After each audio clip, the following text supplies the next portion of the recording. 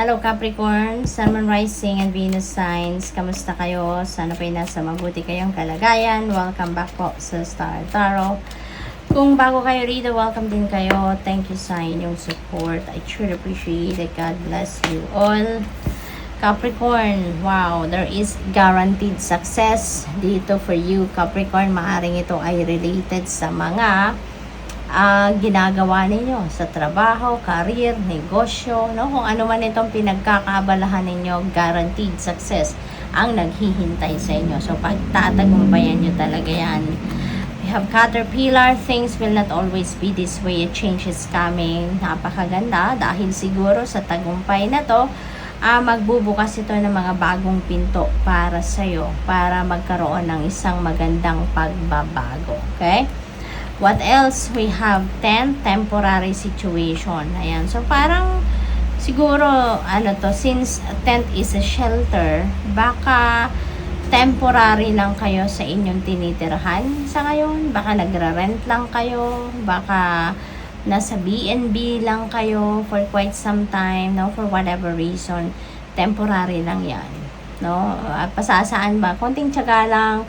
Kasi maaring may hinihintay kayo dito, no? Na baka yung bahay ninyo nire-renovate or baka nagpapagawa kayo ng bahay, no? At naghihintay na lang kayo na matapos ang mga yan. Kaya maaring nasa temporary shelter lang kayo sa ngayon. We have Eagle, triumph over troubles and obstacles. So, ang swerte. Pagtatagumpayan ninyo ito. Kung ano man itong mga troubles, kung ano man itong mga obstacles, kung ano man ang mga problema na yan, rest assured na yan ay mapagtatagumpayan ninyo, lilipas din yan, no? And you're going to triumph over that. We have Peacock, beware of great pride, Capricorn. Okay? Iwasan ninyo as much as possible na gumana, no, ang inyong pride. Kasi pride, parang anay lang din yan, nakakasira ng relasyon, kahit anumang klaseng relasyon. Kaya wag na nating pansinin ito, no? As much as possible, iwasan natin na talagang mamayani sa puso natin ng pride because masisira lang yan ng kung ano man ang binuo ninyong relationship with someone. We have grasshopper, situations in the balance that require careful handling, Capricorn. Maaring ang iba sa inyo dito is dealing with a sensitive issue related sa pamilya, sa mga anak, or sa relationship ninyo with your family members or relationship ninyo with your person. We have Lion, it's time to act. Okay? It's time to act. Walang pagbabagong magaganap. Walang progress na magaganap, walang changes na magaganap if you are not going to take action. Diba? Capricorn. Kaya kung ano man ito, mga may ideas man kayo, meron man kayong mga plano, hindi magpo-progress yan kung hindi kayo gagawa, no, ng paraan para mangyari yan. Okay? We have Mule, someone is extremely stubborn and unwilling to change. Okay? So, this could be someone close to your heart. Baka kapamilya ninyo ito. Baka anak ninyo, person ninyo, kapatid ninyo. This could be anyone na talaga magsusutil-sutilan, alam mo yun, yung sobrang hindi ito makikinig sa inyo, Capricorn. We have dog, protection from a powerful friend. Okay?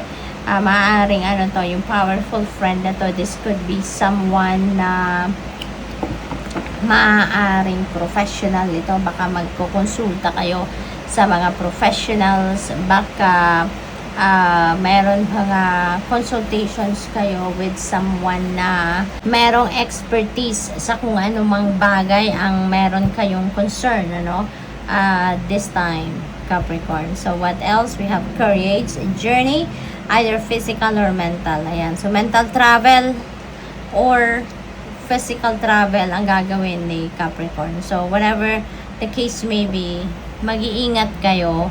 Maaaring saglit lang din ang biyaheng ito or baka within the country, domestic travel, yung ganon.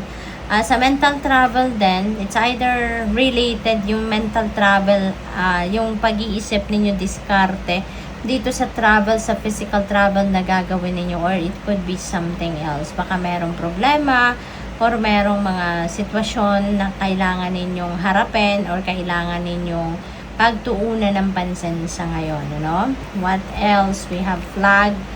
Do not be tempted to lower your standards, Capricorn. Okay? Huwag ninyong hayaan, ano, na ibaba ninyo ang inyong standards para lang na ma-please ninyo ang ibang tao.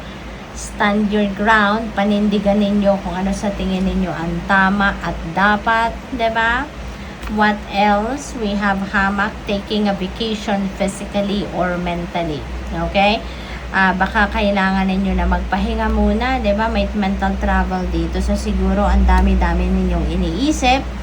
Malayo ang nararating ng inyong isipan. Kaya ano muna kayo pag magpahinga muna kayo sa kakaisip, baka mas lalo kayong may stress. So give your mind a break. Okay? Kailangan ninyo na pagbakasyonin muna ang isip ninyo. Wag muna kayo mag-isip ng problema or kung ano pa man yung pinagkakaabalahan ninyo. Take step back muna kayo dyan. Physically din, baka kailangan nyo talaga na mag-replenish ng lost energy. Kailangan ninyo na magpahinga muna ang inyong katawan, okay?